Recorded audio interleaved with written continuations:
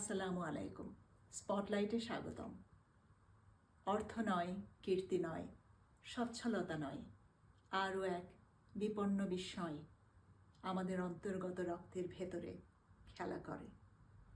আমরা বেশিরভাগ মানুষ সেই বিপন্ন বিস্ময়ের হাতছানি এড়িয়ে অর্থ, কীর্তি এবং সচ্ছলতার পথে জীবন পরিক্রমা শেষ করি। আমাদের আজকের স্পটলাইট অতিথি, সে কি সেই বিপন্ন বিস্ময়ের হাতছানিতে সেই পথেই হাঁটছে? আমাদের আজকের স্পটলাইট অতিথি নওশিন মেহজাবিন চৌধুরী, গভর্নমেন্ট অফ আলবার্টায় community development officer, founder and CEO of equity connect alliance, director of net impact foundation, general legal counsel of JCI Canada. নওশিনের ক্যারিয়ার ফুটপ্রিন্ট ছড়িয়ে আছে বাংলাদেশ, কানাডা এবং সুইজারল্যান্ডে। নওশিনের ক্যারিয়ারের গল্প শুনতে সঙ্গে থাকুন। Nowshin, Apu, thank you so much for having me. Welcome to spotlight. তুমি বাংলাদেশের নর্থ সাউথ ইউনিভার্সিটি থেকে ফিনান্স অ্যান্ড অ্যাকাউন্টিংয়ে ব্যাচেলার করলে, এরপর তুমি HSBC ব্যাংকে জয়েন করলে ফিনান্স অ্যান্ড অ্যাকাউন্টিং সেকশনে ও ধরনের কাজে।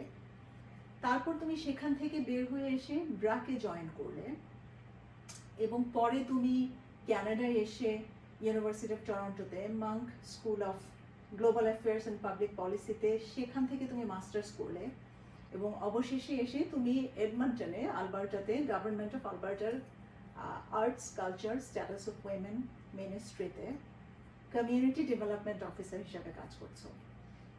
তো তোমার ক্যারিয়ারে তুমি শুরু করলে অ্যাকাউন্টিং অ্যান্ড ফাইন্যান্সে, তারপরে তুমি পাবলিক পলিসিতে গ্লোবাল অ্যাফেয়ার্সে সুইচ করলে। তোমার ক্যারিয়ারে ঠিক কখন কিভাবে তোমার মনে হলো যে নম্বর নিয়ে কাজ করার জন্য তোমার জন্ম হয়নি, তোমার জন্ম হয়েছে মানুষ নিয়ে কাজ করার জন্য? Thank you, Apu, again for the lovely introduction, and I'm so surprised that আপনার এত ডিটেলসে সব কিছু মনে আছে, so really appreciate it.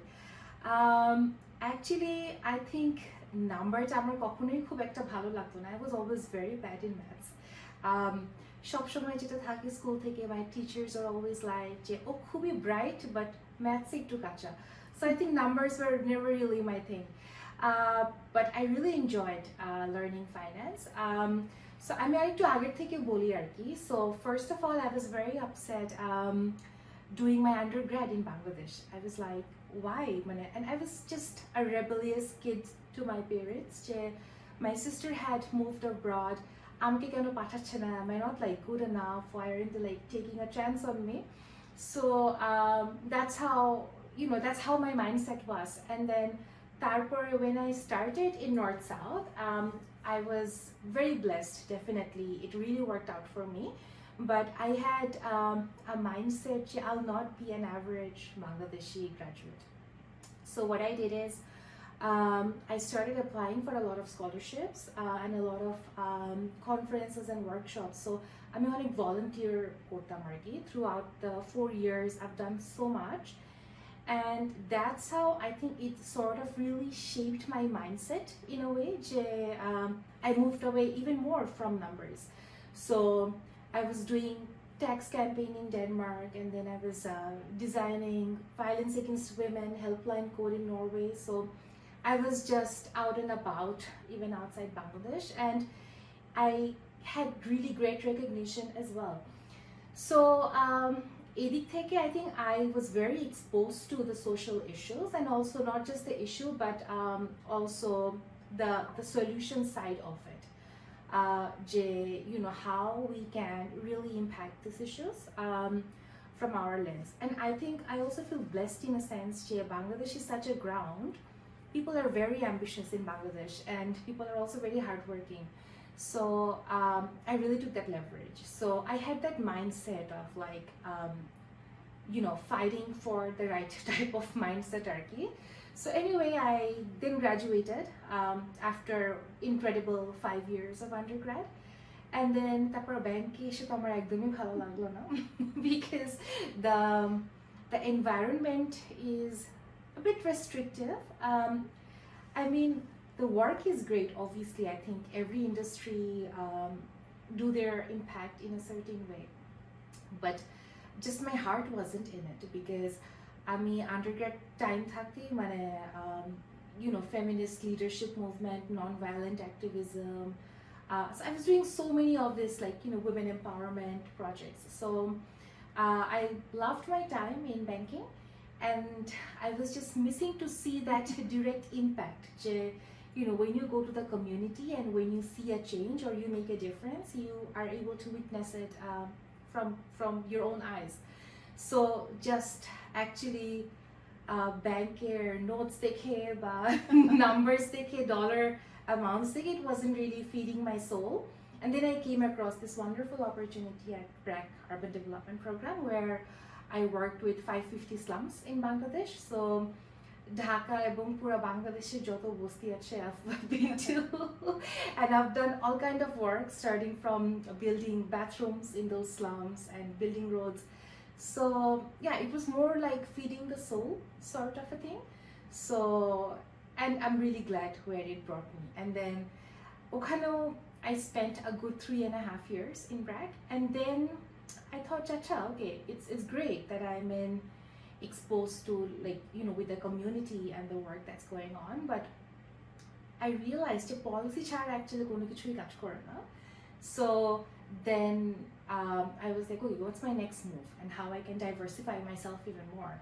So then I looked at this only one program at the monk school, and monk school actually only takes master's students, and they only have 2 programs, Masters of Public Policy or Masters of Global Affairs.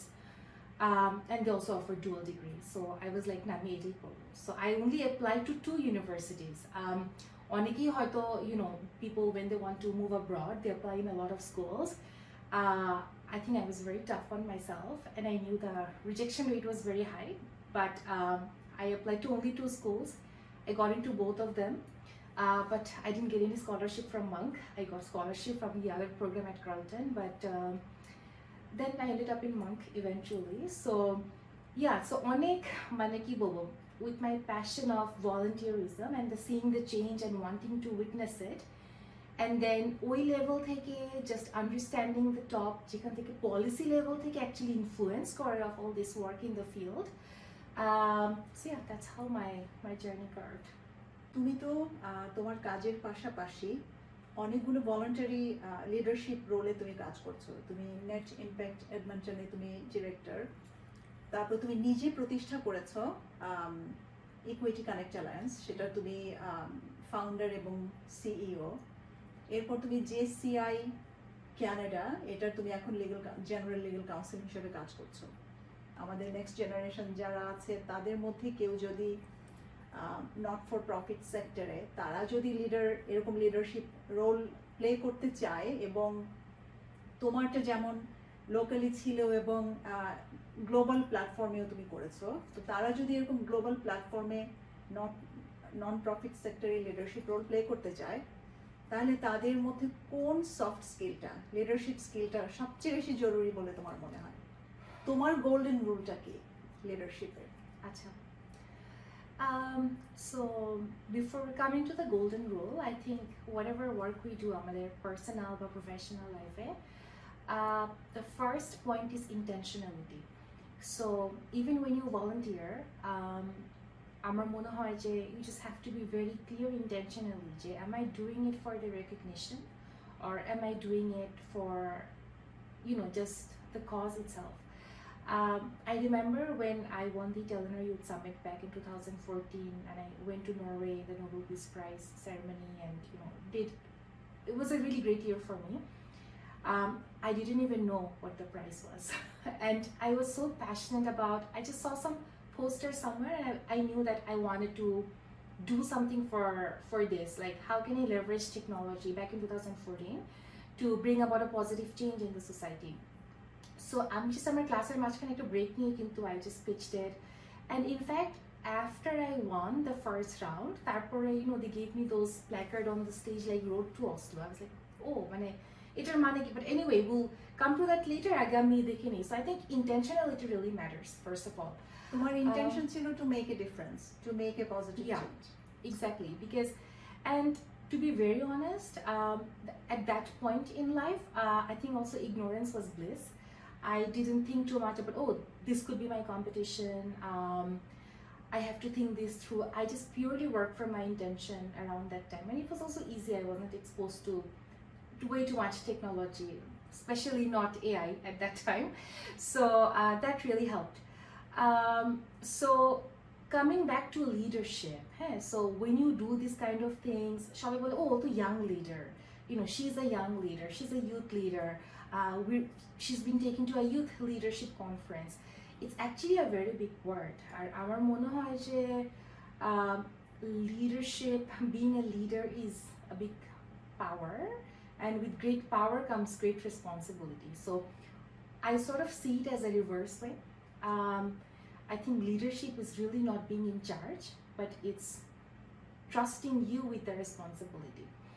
And what happens when you trust someone with that responsibility? You have to be very, empathetic. You have to have empathy. So now coming back to your question, Apu, is to be in the non-profit sector. It's a very community-focused, result-oriented, and impact-oriented, and very visionary sector.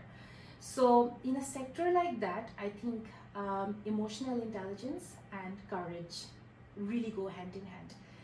And when you have courage without the emotional intelligence, that's dangerous.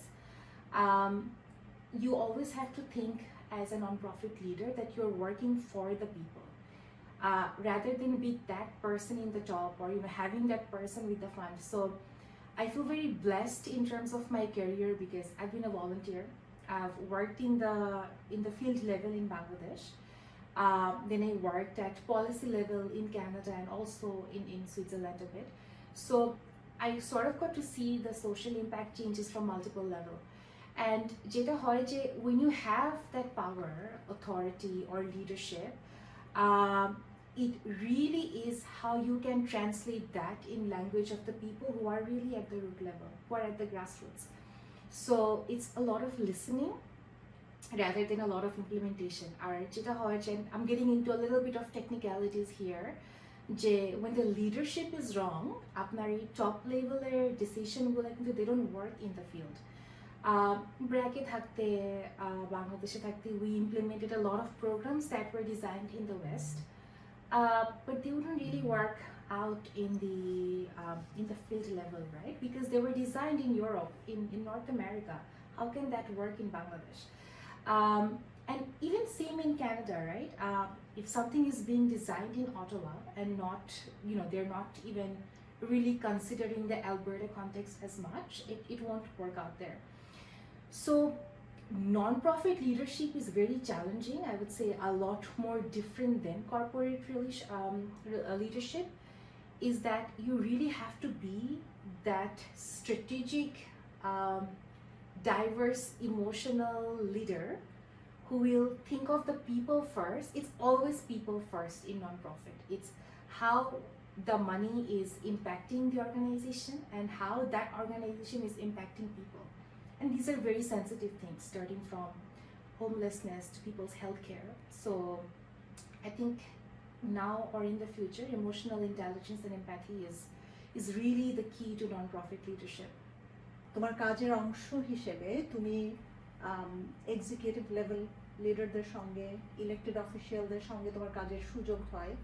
তুমি ওদের মিটিংগুলো facilitate করো, যেখানে বড় বড় public policy ডিসিশনসগুলো make করা হয়। এখন তোমার এক্সপিরিয়েন্স থেকে what is the best way to build credibility in a room like this that makes all the big decisions for people? So to be in a big room, you need to be in smaller rooms first. And I think the best part about my job is I get to be in the community 50%, and 50% of it is really conducting all these strategy meetings for the government. And we have 27 ministries, so it's difficult because every ministry is very different to different. and I think the most difficult part is deleting one ministry and going into a new one. And I also recently had the opportunity to work with you on the Government of Alberta's gender-based balance strategy. So it was really wonderful having you there. So it's a very tricky position to be in. And again, I'll go my long answer route as always, is sometimes it's hard to be at the point when you are working at the government or where you're working for the government, because elected officials are also government and we're also public servants. So I think before I get the credibility in the room, I need to get the credibility at the community.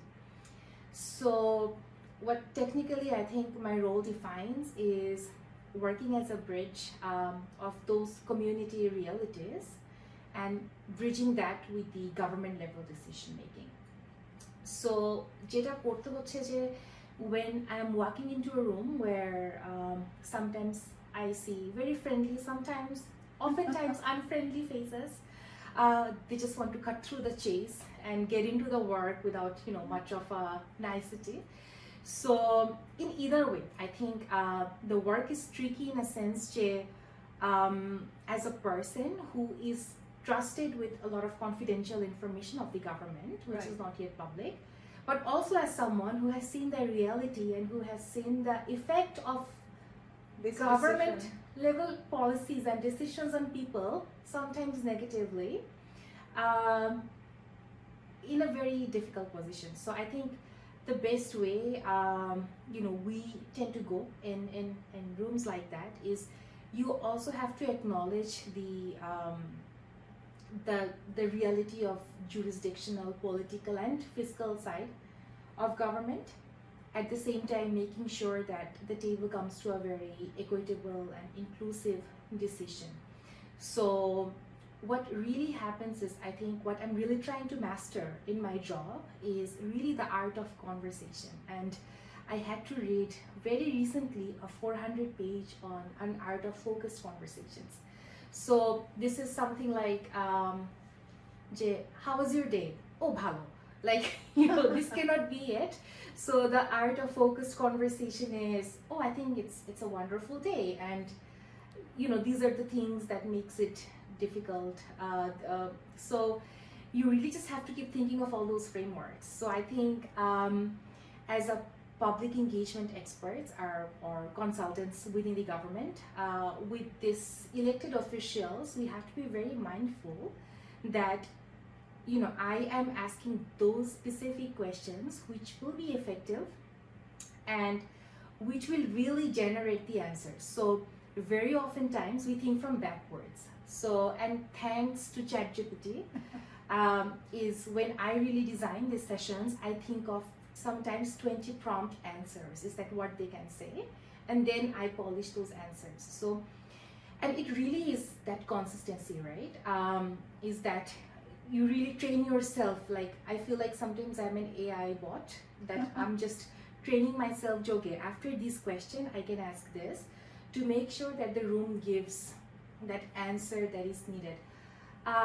Thankfully, again, getting a bit technical here, for the line of work that I do, which is public policy engagement, there are a lot of frameworks. For example, there is IP2 framework that I will think, okay, when I enter this room and have this conversation, so what experience does this room go through? And what is that target experience? And what is that rational experience? So আমরা এরকম করে actually we walk in the shoes of those. Oftentimes it's difficult and it really is not possible, especially we have very interesting experiences of working with a lot of UCP ministers, but it really is the art of conversations and making sure that how that room is talking, but also just making yourself that credible to those elected officials that okay, you are considering those jurisdictional and those political aspects, and you're not just pushing themselves toward like, okay, what's right, this is equitable, this is inclusive, this is right. So yeah, it really is, I would say, what a good negotiator you are at times, and how you just strategize things. As I was listening to you, I was just thinking that this is the epitome of communication and mastering yourself in critical conversation. I think this is what I need to master on because I'm always imagine আমি একজন molecular biologist এবং আমি যখন কোথাও যাই কোনো মিটিংয়ে যাই যে তুমি বলে না কিছু মানুষ থাকে difficult they just want to get the things done আমি হচ্ছে একজন I just want to get my things done and I sometimes I come across so straightforward, cut to the chase, get to the business. I think I need to work on what is that 400 pages document? It's called the art of focused conversation. I think I need to read that. PDF sent korbo. So I think and I think this is also a very interesting space to work in because at that point you realize, yeah, wow, this people are so opinion centric. And I think the greatest thing I've learned from my job at Government of Alberta is how to push back. So, and again, as a Bengali, we are not really designed or taught to be, sharing your opinion a lot. So I'm doing the hey, acha thik ache, okay, fine. Mane, we're just very okay, fine type of Conform kore jai. Exactly, yeah. So, but I think what I've really learned from these rooms is that how much people push back. So that's one of the biggest learnings. So এখন দেখা যায় যে when I want to get that credibility, I need to prepare answers of those pushbacks because I know at certain point they would be like, oh no, we don't accept it. And you know how, Apu, you know better than me how things work in the government. When there is a deadline, there is a deadline. আপনি না পারলো আমি করে ফেলবো sort of situation. So yeah, it's just really the art of focused conversation. Yeah, and sometimes I feel like, am I hypnotizing these people? But it is really what it is. So yeah, and then again, of course, there's that difference of being a public service holder and then being an elected official. So I think that line is sometimes very gray, very blurred. So it's a very fine line as well. Yeah, and also how not people take very you. well defined. Yeah, and I have been in events যেখানে people are bashing the government and we're just sitting there. So yeah, just building that trust not just with the community but also with those elected officials that okay, I am from the community but I'm also from the side of your office. And I acknowledge, the power that you hold, and it's more to say that okay, I believe your intention even if I don't. So it is something like that. So yeah. So it all comes down to a very finest strength of communication. Yes, and then really, and I initially used to think it is difficult to work with those elected officials, but I actually find it now more difficult when I engage with some communities. Very recently we had a big engagement with the indigenous community, and then again also it's harder to gain their trust, right? Because of course then I'm not going as as a part of the government. It's not confidential, but it's emotional. Right? It's sentimental. And also it's another government within a government. Exactly. Because they are government to government communication. Exactly. So it again really comes down to the art of focused conversation and how you build credibility with consistency and mastering those words. তুমি তো JCI তে কাজ করেছো এবং 2023 তে JCI Canada তোমাকে outstanding women at the global level recognition দিয়েছে তুমি একজন leader, a female leader, a young leader. তুমি locally আমি আগে একবার বলেওছি যে তুমি locally leadership role play করছো এবং গ্লোবালিও কিছু গ্লোবাল প্ল্যাটফর্মেও তুমি লিডারশিপ রোল প্লে করেছো। তো এখন তোমার ধরো এখন যারা বাংলাদেশি স্কুল কলেজে পড়ে তারা যদি তোমার মতো এই ধরনের গ্লোবাল লিডারশিপ প্ল্যাটফর্মের এক্সপোজার চায় বা এই ধরনের ক্যারিয়ার ট্র্যাক যদি তারা পার্সু করতে চায় তাদের জন্য তোমার কি টিপস থাকবে, মানে কিভাবে তারা এই ট্র্যাকে ঢুকতে পারে এবং এই ট্র্যাকটা পার্সু করতে পারে? Thank you, Apu, for again making everything sound so glamorous. But I want to just start by saying that very often just getting these awards or this recognition means you have been in a lot of unglamorous rooms, and very often times they are volunteering for years without recognition, without money, and being in community halls, really working in the grassroots. As I can tell, I'm literally 550টা বস্তিতে কাজ করে আসছি, so you can imagine. So it really is starting from a place of really unglamorous world, but thank you for being so kind and just really acknowledging these things.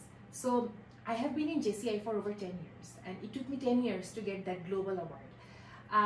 I have been in JCI Bangladesh, and I'm in JCI Canada. I'm last year Vice President Chilam, and I'm also in the JCI Global Strategic Planning Group as well, which goes very hand in hand with my current job at Government of Alberta. So again, coming back to that, people who want to do these things, it's hard with coming ages. And আমি যেটা বলবো যে what I've always believed in is that number one, that you always have to show up, no matter how bad the day is, no matter what's going on in your personal life, at your home, nothing beats showing up to one place. So that's there. And other than that, I think in this day of competition, what really is mattering is how really you're diversing yourself. I genuinely think there are more people than me who are maybe more qualified, but they're not, really well represented enough, because they've just chosen one path of career or one path of education.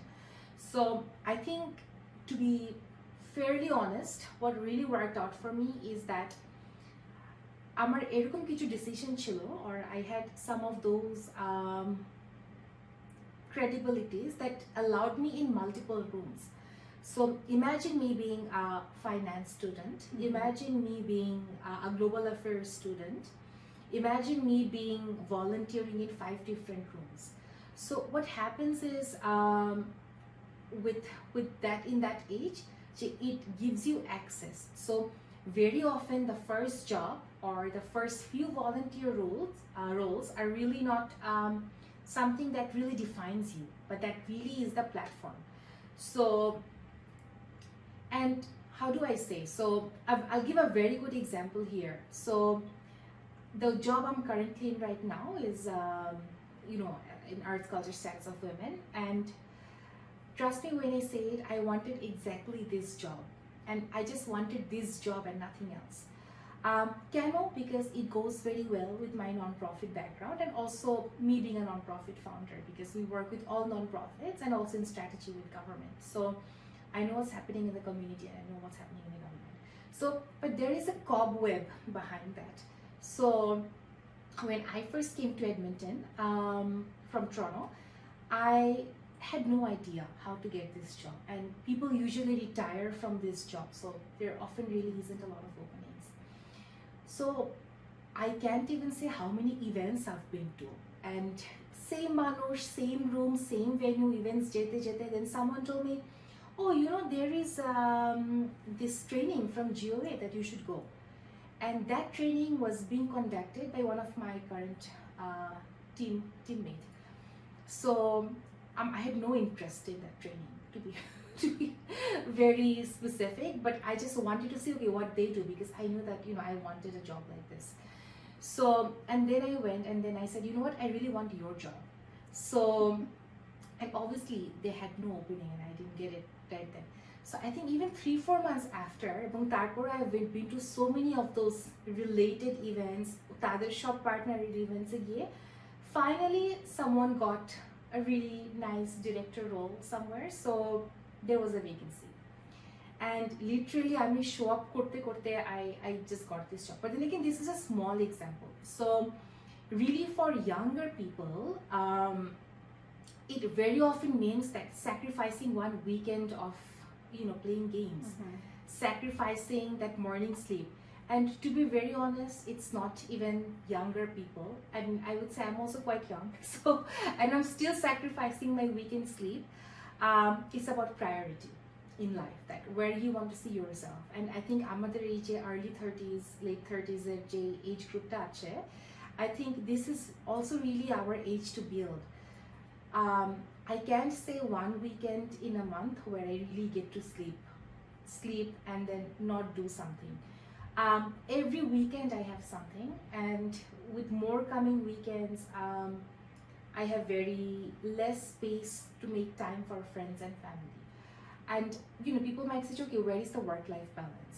But for me, this is the balance, because I really believe in showing up for my community, right? Because my job is not asking me to do these things. These are the things that are being fueled by my passion, that okay, I want to do something for the community. So again, connecting that with intention, and then really just you have to understand how you diversify yourself as a young person, because your one role at JCI Canada makes you so credible to give you a director role at Net Impact Foundation, right? Your all these responsibilities give you enough credibility to be an executive director at a nonprofit, and these are also the things that give you the job you want. So it really is a cobweb, and you really just have to show up and really have to diversify yourself. And I think a very new thing that I'm learning, and I'm sure Apu you're learning too, is how we can leverage AI. So আমরা চিন্তাই করতে পারি যে আচ্ছা ঠিক আছে, when I was in undergrad, it was a lot like oh, we have to learn graphical editing and everything, because egula are very good side jobs. But now AI has come and they have taken all those jobs. So even the way you diversify yourself has changed. So it's not really AI is taking our job, but I think the people who know how to leverage AI are taking our jobs. So again, just being in the nonprofit sector, this is also another thing that people should try to leverage, and even I am also trying, and government-wide, we are being trained to use AI more and more.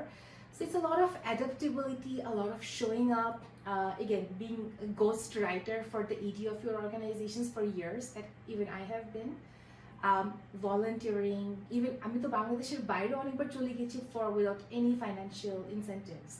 So it's very often those unglamorous positions and rooms that really diversify you as a person and open so many doors for you. Very well said. So আমি যদি একটু recap করি, তোমাকে you have to work hard, that's for sure, number one. Number two, you can't give up, you have to continue. You have to be persistent, and you have to show up. Doesn't matter how good or bad the day is, you have to show up and be there. And then you have to expose yourself to various rooms and get the experience, and then look for that, and suddenly one room will open another door for you, and then this is how you go. Yeah. You just can't be one person. Right. I think we are at a time যেখানে I can't just be a public service holder. I really have to be something else. Right. I can't just be a doctor, right? I also have to be someone else. And Apu, I think also you are a great example. I know that your PhD and your former experiences were something else, but then that really reshaped you to your current role as well. So they just somehow tie up. You just can't be one person. Oh, thank you so much. তুমি এতক্ষণ বলছিলে এবং আমি তোমার কথা শুনে এটাও আমি নিজেই রিয়েলাইজ করছিলাম যে তুমি তোমার প্যাশনকে তোমার প্রফেশন বানিয়েছো, যার জন্য তুমি উইকেন্ডে উইকডেতে কাজ করছো। এটাই তোমার ওয়ার্ক লাইফ ব্যালেন্স। তুমি কাজটাকে কাজ মনে করো না, তুমি অনেক এনজয় করো। এখন ধরো যারা আমাদের মধ্যে যারা ইয়াং অডিয়েন্স, যারা এই অনুষ্ঠানটা হয়তো দেখছে, তোমার এপিসোডটা যারা শুনছে, তাদের মধ্যে অনেকে হয়তো এখনো তাদের লাইফের প্যাশনটা কি সেটা এখনো ফাইন্ড আউট করতে পারেনি, অথবা পেরেছে কিন্তু প্যাশনকে প্রফেশন বানানোর যে সাহস সেটা এখনো হয়তো ওয়ার্কআউট করে উঠতে পারেনি। তাদের জন্য তোমার কি টিপস থাকবে? আচ্ছা, এই ক্ষেত্রে আমি একটু শুরু করব যে I don't know, maybe I'm incredibly lucky or silly. I always think I'm the luckiest person alive. So I am just that person who looks for positivity in everything. So I think for me it was also like fake it till you make it. So, and finally, after a lot of faking, I'm finally here, and again, like alhamdulillah, that it worked out for me. So going back to is that it's not really important that you know what your passion. I think when I was doing finance, did I know that my passion will be public policy in next 6 years, 5 years? I had no idea. So I think that's why it's very important to really try out those different rooms. And then we were just talking about case competitions in universities. I did so many case competitions for Big Fours, for urban policy, for equity policies, for education policy, for how government of Canada is negotiating their panda negotiation with China. So I've done it all, and I definitely knew that I didn't want to do panda negotiation for Canada and China. So you really have to be in a lot of rooms to know in the rooms that you don't really want to be in. I think this, you didn't really ask this question, Apu, but I just really have to say is that you really just can't sometimes put yourself in the shoes of that, oh, I'm just an international student. I came as an international student, and I was blessed that I had done a lot of things before that gave me a platform to start not from ground zero. But I think very often our mindset just takes us to a very mainstream thought process. This is how much I can do. This is the limitation of what I can do as an international student, and this is even maybe the kind of house I can buy as an international student in 10 years, right? So again, if you really show up to different rooms, you don't know who you will meet in one of these rooms and how that person will change your career and how that person will change your mindset. So again, coming back to is just really be an opportunist. It may sound bad, but again, আমাদের current society-তে যেটা বলে, your network is your net worth, and it doesn't really matter whichever sector or career you want to choose, but you just really just have to show up. So LinkedIn, a lot of people message me, Jo, Apu, I just moved to Canada, or can you suggest me, can I get a job, do you know of anyone who's hiring? And I'm sure more or less আমরা সবাই we get all this kind of requests.